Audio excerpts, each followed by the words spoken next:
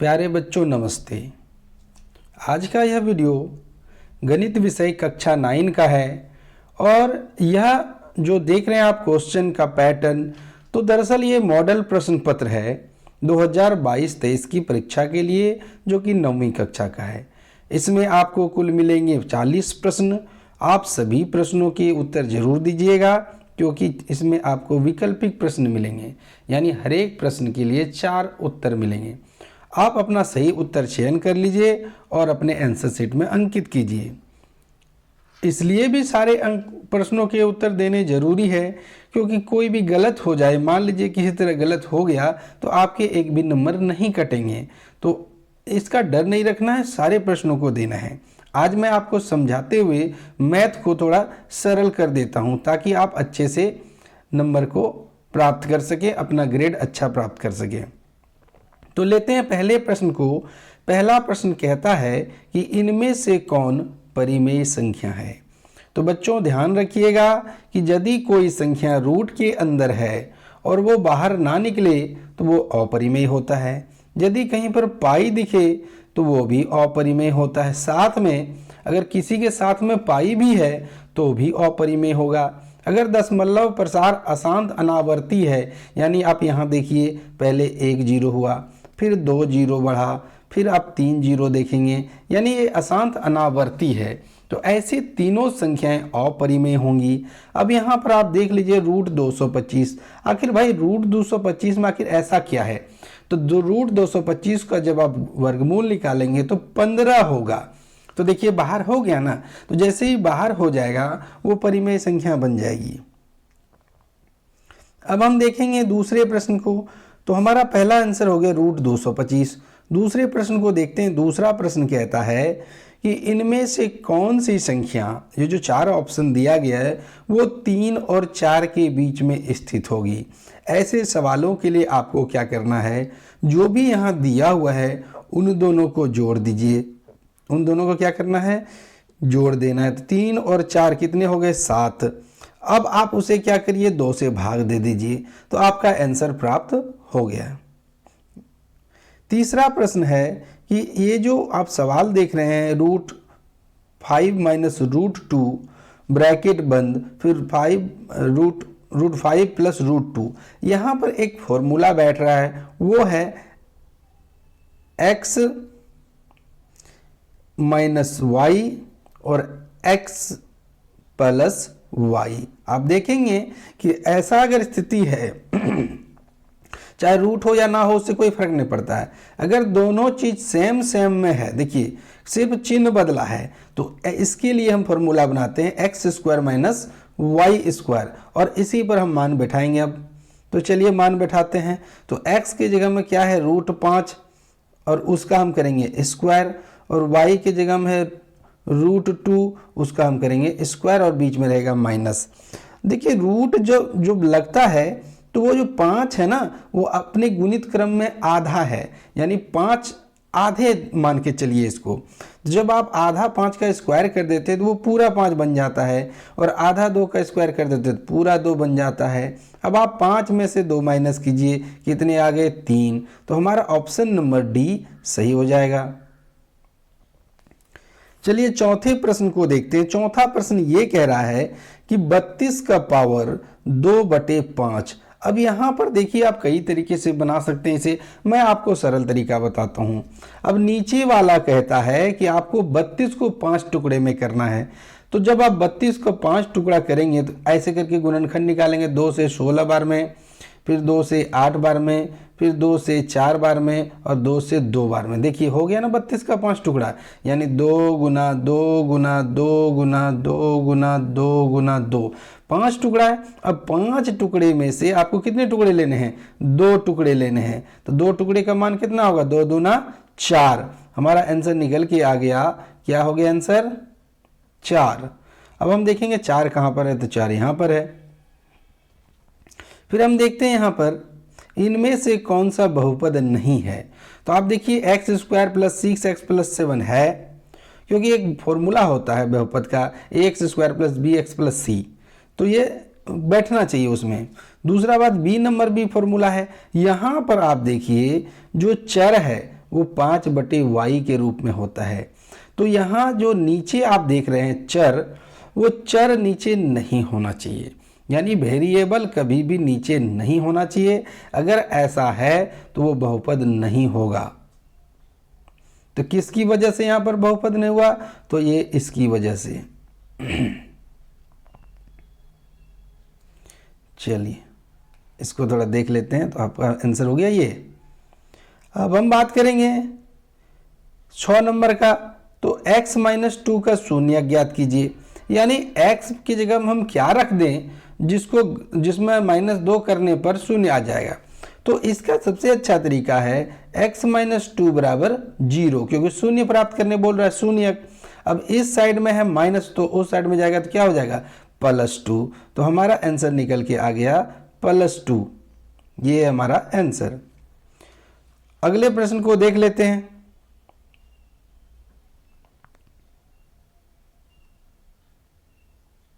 सात नंबर का प्रश्न ये कहता है, यदि बहुपद px x³ + x² + x + 1 को x + 1 से विभाजित किया जाए तो शेषफल का मान क्या होगा? तो चलिए हम, जब आपसे शेषफल बोला जाए तो शेष तभी होगा जब ये कटे, है कि नहीं? तो यानी कटाना हमें किससे? x + 1 से कटाना है। तो हम इसे मान लेंगे शून्य। तो x का मान कितना हो गया? -1। इस साइड प्लस उस साइड गया तो -1। अब हमें क्या करना है, जहाँ जहाँ पर हमें x दिखे वहाँ पर हमें -1 रख देना है। तो x³ है देखिए, और +x² है, +x है, +1 है। तो -1 का क्यूब प्लस -1 का स्क्वायर प्लस -1 + 1, यही रखा हमने। अब यहाँ देखिए, अगर विषम संख्या पावर में है तो माइनस रहेगा, तो आंसर हुआ 1। और सम विषम संख्या देखिए, ऊपर में सम संख्या अगर पावर में है तो माइनस बन जाएगा प्लस, तो +1, और प्लस माइनस -1, और फिर +1। 1 यहाँ माइनस रहेगा, 1 में 1 खत्म हो गया, 1 में 1 खत्म हो गया। तो हमारा शेषफल क्या हो गया? शून्य। हमने क्या आंसर निकाला? हमने आंसर निकाला शून्य। अब आप खोजिए तो आपको मिलेगा ये शून्य, है ना? तो एक प्रश्न छूट गया, 7 नंबर। चलिए उसे भी बता देते हैं। तो 7 नंबर कह रहा है बहुपद की घात जो सबसे ज़्यादा पावर होती है, चाहे कहीं पर भी हो, उसे ही बहुपद की घात कहते हैं। तो इस समीकरण को जब आप देखिएगा तो यहाँ पर है 5x³ + 4x⁴, यानी सबसे ज़्यादा पावर क्या है? 4 है। यही हो गया बहुपद की घात। 9वां प्रश्न है कि x अक्ष पर स्थित किसी बिंदु का निर्देशांक किसमें होगा? देखिए आपको कह रहा x अक्ष पर है, तो x का मान 0 नहीं हो सकता है, क्योंकि x पर है तो y का मान नहीं होगा। तो हमारा आंसर होगा C। यदि x अक्ष पर है, इस अक्ष पर, तो x के मान तो मिलेंगे ही आपको, y का मान हो जाएगा 0।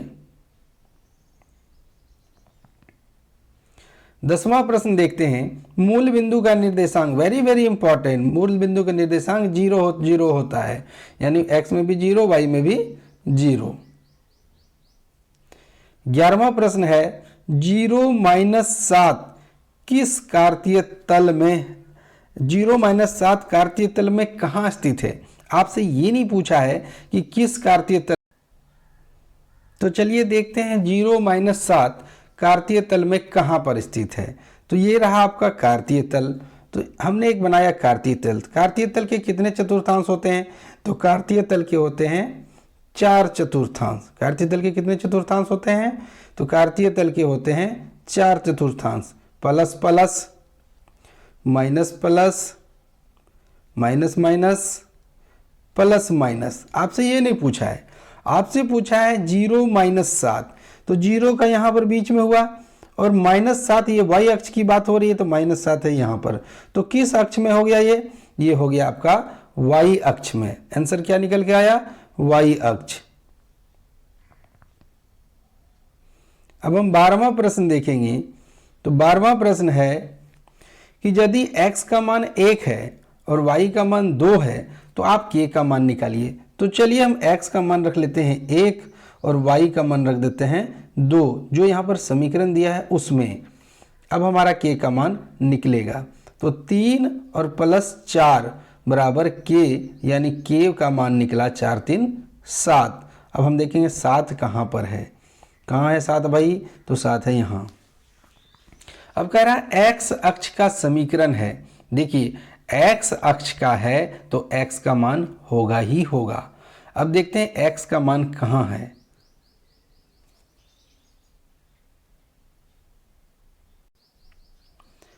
x अक्ष का समीकरण है तो x का मान होगा, लेकिन y का मान क्या हो जाएगा, 0 हो जाएगा। 14वां प्रश्न है रैखिक समीकरण 2x प्लस y बराबर 5 का हल है। ऐसे प्रश्नों में हमें मान रख करके देखने होते हैं कि कौन सा संतुलित होता है। तो चलिए पहले ऑप्शन से शुरुआत करते हैं। x का मान 2 है तो हमने 2 रख दिया, प्लस y का मान क्या है 2 है, हमने 2 भी रख दिया। 4 और 2 6 हो गया, लेकिन आंसर क्या है, आंसर तो 5 है, तो ये नहीं होगा।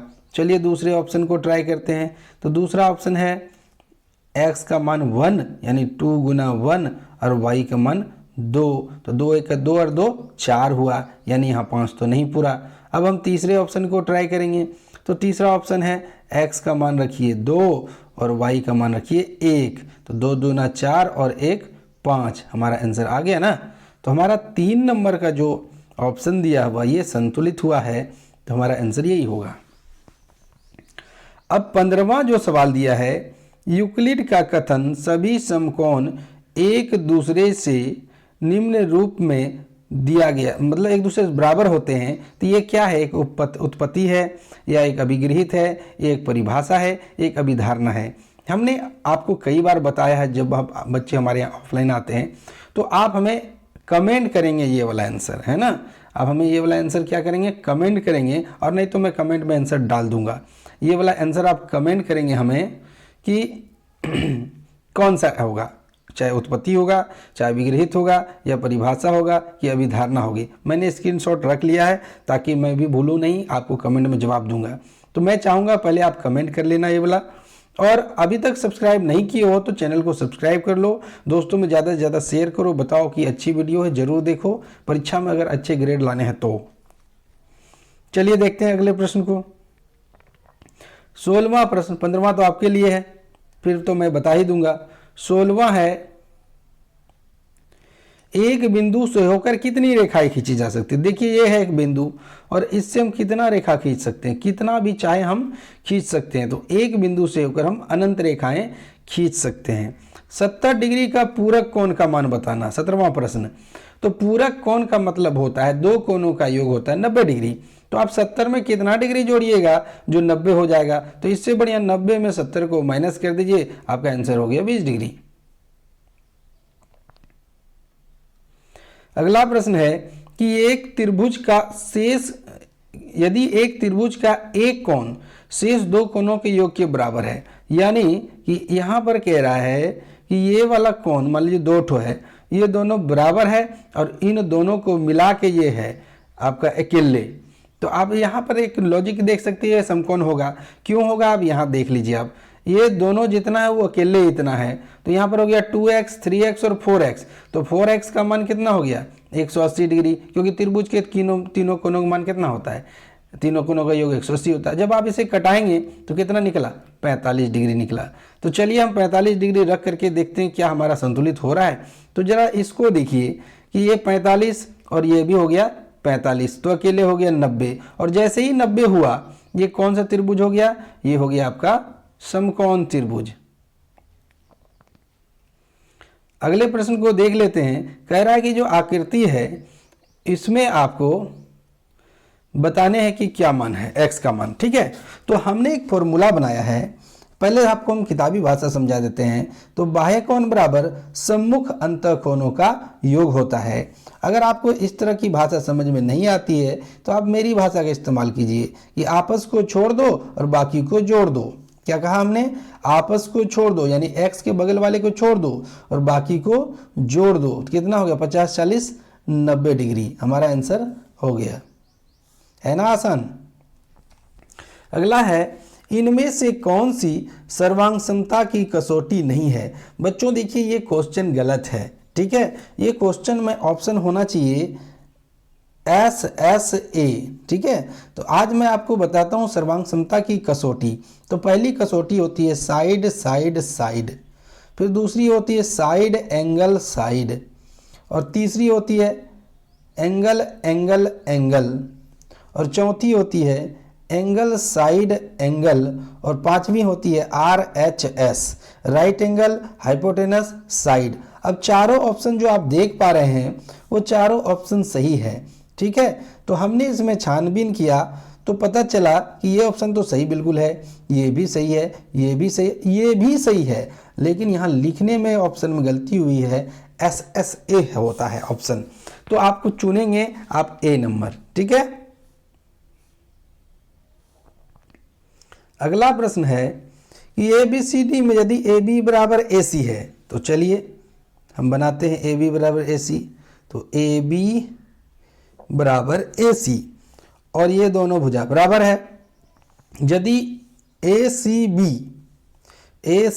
70 डिग्री है तो ABC कितना है? ABC कितना होगा? आप ध्यान रखिएगा, प्रमेय ये कहता है कि यदि दो भुजाएं बराबर है, यदि दो भुजाएं बराबर है तो जहां पर वे मिल रहे हैं उसको छोड़ के बाकी दोनों कोण बराबर हो जाएंगे। तो यदि C 70 है तो B भी कितना होगा? 70 होगा।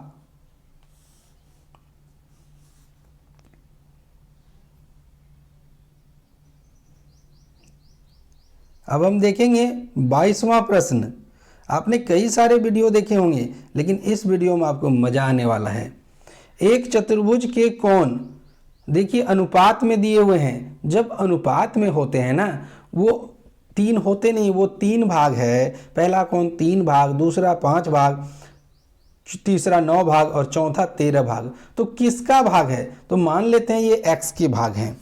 तो जब हम जोड़ेंगे तो चतुर्भुज के चारों कोणों का योग कितना हो जाएगा? 360।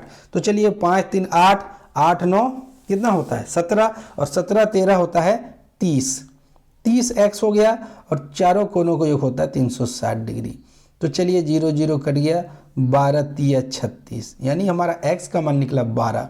अब कह रहा है कि इनमें सबसे छोटे कौन है? 3 है, और उसे हम करेंगे 12 से गुना। तो 12 3 हो गया 36 डिग्री, ऑप्शन नंबर A।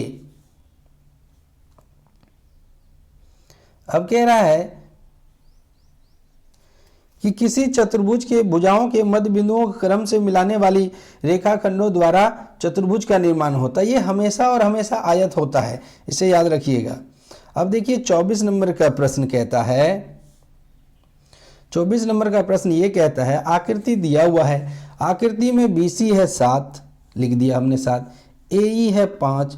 तो आपको कह रहा है कि इसका क्षेत्रफल, तो समांतर चतुर्भुज का क्षेत्रफल बराबर आधार गुना ऊंचाई, आधार गुना ऊंचाई होता है। तो आधार कितना है? आधार है 7 और ऊंचाई है 5। तो 7 5 35 सेंटीमीटर स्क्वायर हमारा आंसर हो गया। अब हम देखेंगे 25वां प्रश्न। तो 25वां प्रश्न ये कहता है कि एक समांतर चतुर्भुज और एक त्रिभुज का आधार तथा समांतर रेखाओं के बीच स्थित है। यदि त्रिभुज का क्षेत्रफल 12 सेंटीमीटर हो तो समांतर चतुर्भुज का क्षेत्रफल कितना होगा? चलिए यहाँ देखते हैं क्या कह रहा है। एक समांतर चतुर्भुज है, ठीक है, एक समांतर चतुर्भुज है। एक मिनट फिर से बनाता हूँ। एक समांतर चतुर्भुज है और इसका आधार त्रिभुज के आधार पर है, यानी इसमें दो में ये कॉमन होता है, ठीक है। तो अब यहाँ देखिए कि यहाँ कह रहा है कि यदि त्रिभुज का क्षेत्रफल 12 सेंटीमीटर स्क्वायर है, ठीक है, और दूसरी साइड जो है समांतर चतुर्भुज है, तो इसका एक चीज़ याद रखिएगा, एक ही आधार पर बने त्रिभुज बराबर होते हैं। एक ही आधार पर बने त्रिभुज बराबर होते हैं। एक आधार पर है ना दोनों, तो एक आधार पर बने त्रिभुज बराबर होते हैं। तो इस साइड बराबर है तो इस साइड का त्रिभुज कितना होगा? 12। और जबकि समांतर चतुर्भुज में देखिएगा 2 चतुर्भुज है, तो 12 12 कितना हो गया आपका आंसर? 24 centimetre square. अब है वृत्तखंड एक चाप तथा किसके बीच का भाग होता है? तो सबसे पहले हम बनाते हैं एक वृत्तखंड। तो ये हो गया वृत्त और उसको हमने कर दिया खंड। तो वृत्तखंड किसके किसके बीच का भाग होता है? एक ये हो गया चाप, ये जो आप देख रहे हैं ये क्या है? ये है चाप, ये वाला भाग चाप है। और ये वाला भाग क्या है? ये वाला भाग है जीवा। क्या है? जीवा। तो वृत्तखंड जब भी बनता है एक चाप और उसके लिए चाहिए एक जीवा। तो मिल गया होगा आपको आंसर, है कि नहीं? तो हमारा आंसर हो गया जीवा। अब यहाँ ये कह रहा है कि 3 असंरेखी बिंदुओं से होकर कितने वृत्त खींचे जा सकते हैं? 3 असंरेखी बिंदु, मान लीजिए एक बिंदु है और तीसरा कोई भी बिंदु हो सकता है यहाँ। तो जब हम इसको लेकर के एक वृत्त खींचेंगे तो ये हमारा हो गया 1।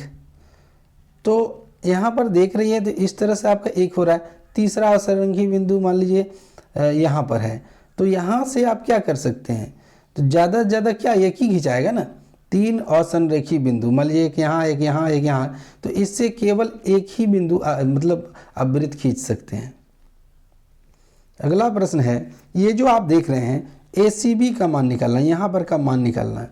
तो यहाँ जो केंद्र पर का कोण भुजा पर के कोण का वृत्त पर के कोण का डबल होता है, यानी ये जो 50 है वो डबल है किसका? C का।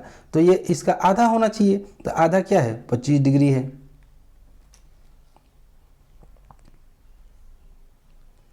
अगला प्रश्न है, एक त्रिभुज ABC में ABC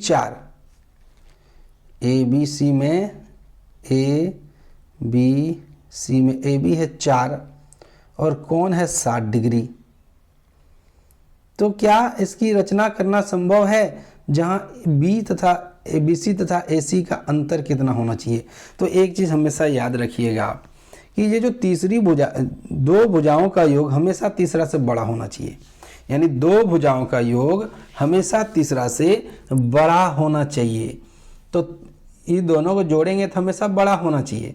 और यहाँ कह रहा है कि कितना हो, मतलब कम से कम कितना अंतर करें। तो ज़्यादा डिफरेंस भी अगर हम करते हैं तो वो कितना होना चाहिए? तो यहाँ देखिए आप 4 है और 60 डिग्री का कोण है, तो यहाँ 4.5 है ना। तो यहाँ कह रहा है कि इसका डिफरेंस 4.5 एक त्रिभुज जिसकी संभव नहीं है यदि इन दोनों का अंतर 4.5 हो।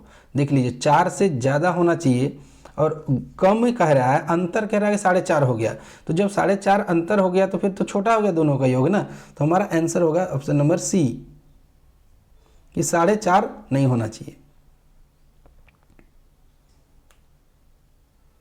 अगला प्रश्न हम देखते हैं।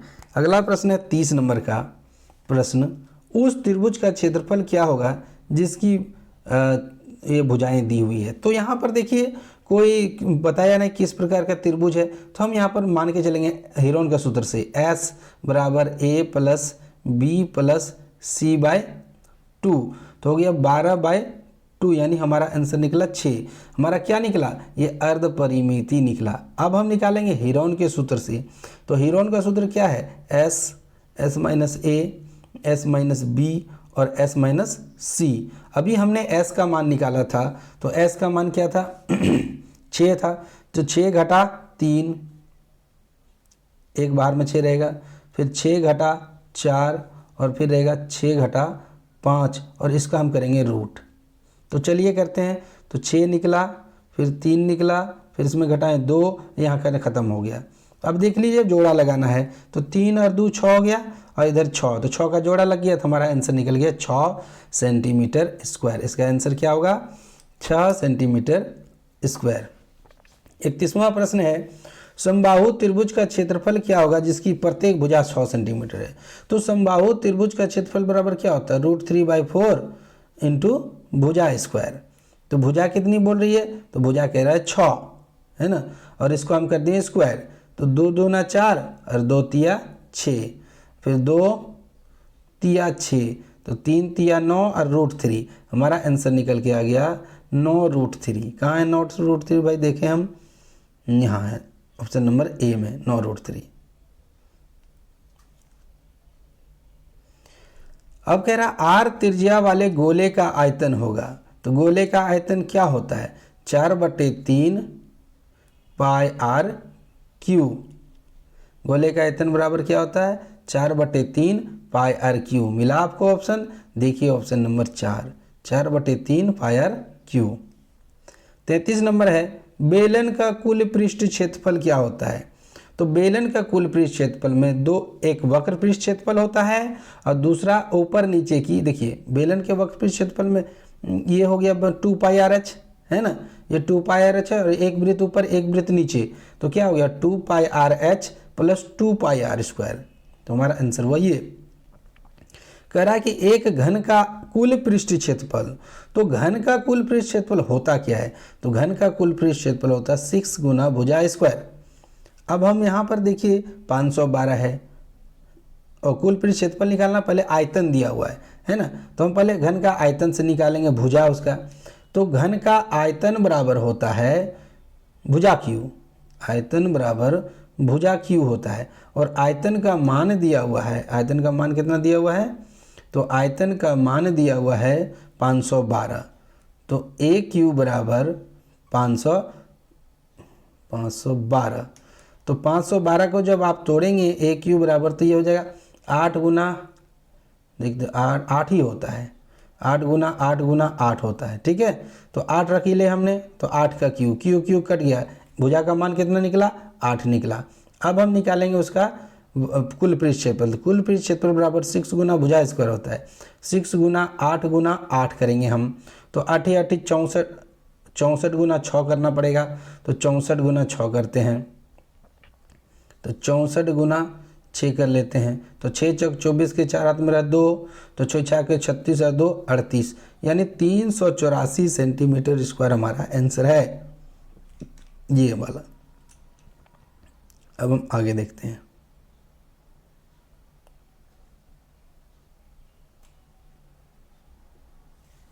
एक शंकु की तिर्यक ऊंचाई को L कहते हैं, लेटरल हाइट, और त्रिज्या है 7, तो आपको इसका वक्र पृष्ठ क्षेत्रफल, तो शंकु का वक्र पृष्ठ क्षेत्रफल होता है पाई आर एल। तो पाई का मान 22/7, आर का मान 7 और एल का मान 10, 7 7 कट गया, 22 दाई 220, 220 सेंटीमीटर स्क्वायर। यहाँ कह रहा है कि प्रथम 5 प्राकृत संख्याओं के माध्य, तो माध्य बराबर क्या होता है, संख्याओं को जोड़ दीजिए और गिनती से भाग दे दीजिए। तो जोड़ते हैं 1 + 2 + 3 + 4 + 5/5, तो हमारा हो गया 5 5 10 5 15, 15/5, यानी काटेंगे तो कितना आंसर आ गया 3। अब हमें खोजना है कि ऑप्शन किस में है 3, तो यहाँ पर देखिए ऑप्शन है 3। अब फिर अगला संख्या है सवाल में, अगला सवाल 37वां नंबर का है, उसमें कह रहा है कि 5 2 3 5 4 11 5 5 6 12 4 5 4 5 9 8 में 5 की बारंबारता है, यानी 5 कितनी बार आया है, तो 5 देखें कितनी बार आया, 1 2 3 4 5 6, कितनी बार आया है 6 बार। फिर अगला सवाल है वर्ग अंतराल 10 से 20 का वर्ग चिन्ह, तो वर्ग चिन्ह बराबर क्या होता है, जो अंतराल दिया हुआ है ऊपरी सीमा जोड़ निम्न सीमा बटे 2, यानी 30/2, इसको काटेंगे तो हो गया 15, हमारा आंसर आ गया। नेक्स्ट प्रश्न है कि यदि एक पासे को 1000 बार फेंका तो परिणाम 3 की बारंबारता 150 है, तो प्रायिकता, तो PE बराबर जितना बार आया उसको ऊपर लिखिए और टोटल हो गया नीचे। जब आप इसे सॉल्व करेंगे तो आपका आंसर आ जाएगा, तो 5 3 15 और 20 पंचे 100, हमारा आंसर आ गया 3/20। और इस वीडियो का आखिरी सवाल कि असंभव घटना की प्रायिकता, ध्यान से रखिएगा, यहाँ पर 2 ऑप्शन गलत हैं, ये दोनों। असंभव घटना यानी कोई भी घटना घटती है तो 0 तो होगा ही नहीं, जब घट रहा है तो होगा कैसे 0। दूसरा बात, वो माइनस में नहीं हो सकता है, फिर भी हमें चुनना पड़े तो हम -1 के साथ जाएंगे। ठीक है, चलिए वीडियो पसंद आया होगा, ज़्यादा से ज़्यादा शेयर करो, दोस्तों में शेयर करो, और चैनल को सब्सक्राइब कर लेगा, और अगले वीडियो में जल्दी ही मिलेंगे, तब तक के लिए धन्यवाद।